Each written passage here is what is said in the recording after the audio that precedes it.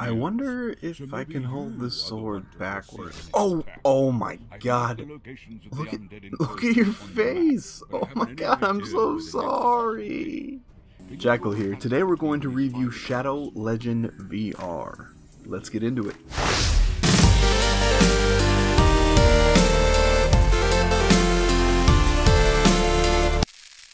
Shadow Legend VR. Is it worth your money? Let's review. Shadow Legend VR is an action-adventure game where you play as this dope knight who fights the undead, solves puzzles, and gets to play with this very good boy. Yes, you are such a good boy. Oh my god, I can do this all day. We're going to break this review up into story, game mechanics, combat, and feature improvements. Story. The story is pretty simple and straightforward. You play as the Grand Master, ruler of men. Then this demon dude in a robe shows up and is all like, nah, I want to rule the mans. And then this angel chick shows up and she's like, chill bro, we got this. Just go down to the Shadow Realm, tear that dude a new one, and also here, there's a heart on a stick. And you're all like, thanks?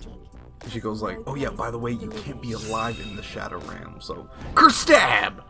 Farewell, brave. Then you fight your way to the big bad guy, and that's your story. All jokes aside, it is compelling enough to get you through the game and make you want to progress. Game mechanics.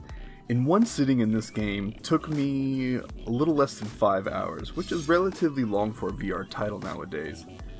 Voice recognition, NPC eye contact, and item interaction makes this the most immersive VR game I've played to date.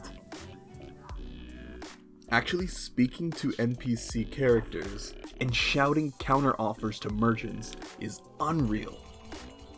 And by merchants I mean there are two. There's one Viking god who sells you weapons from gods and kings, and the other guy is kind of this out-of-place colonial guy hiding in a closet and tries to sell you a crossbow with stains on it.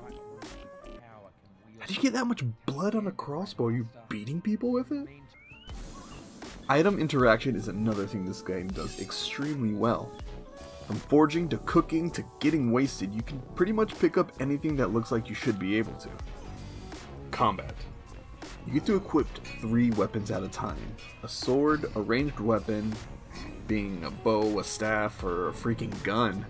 Also that gross crossbow. And your heart stick thing. The sword mechanics works the same way in most games. The harder you swing, the more damage you do. Parrying in this game feels really good.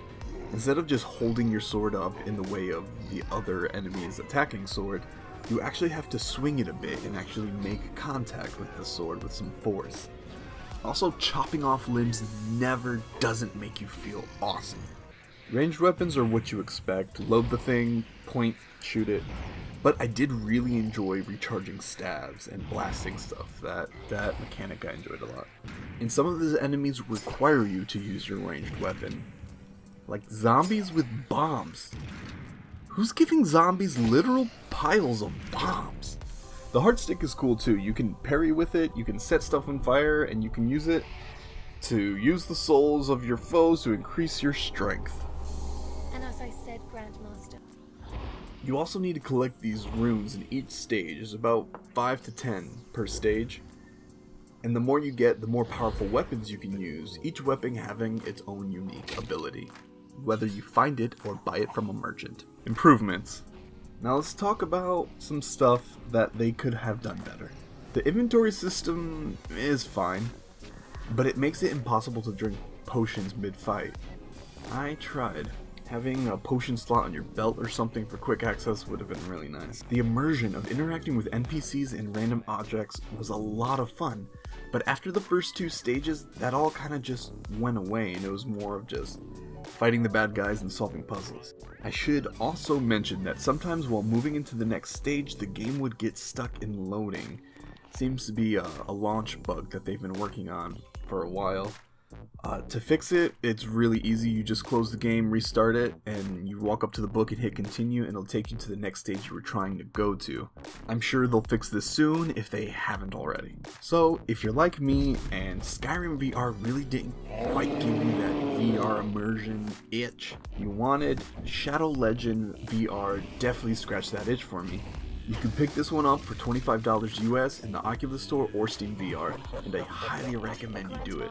Alright, that's pretty much it for me. If you liked this video, you found it entertaining or helpful in any way, hit the like and subscribe button for more VR content in the future.